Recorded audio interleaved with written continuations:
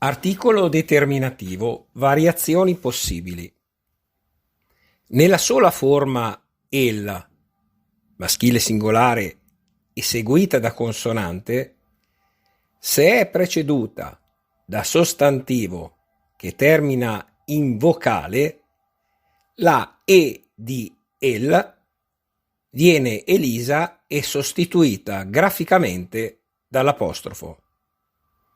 Esempio: guarda che il cagneu e sgagna. Canta che il passa. Su tale esempio si possono avere due alternative: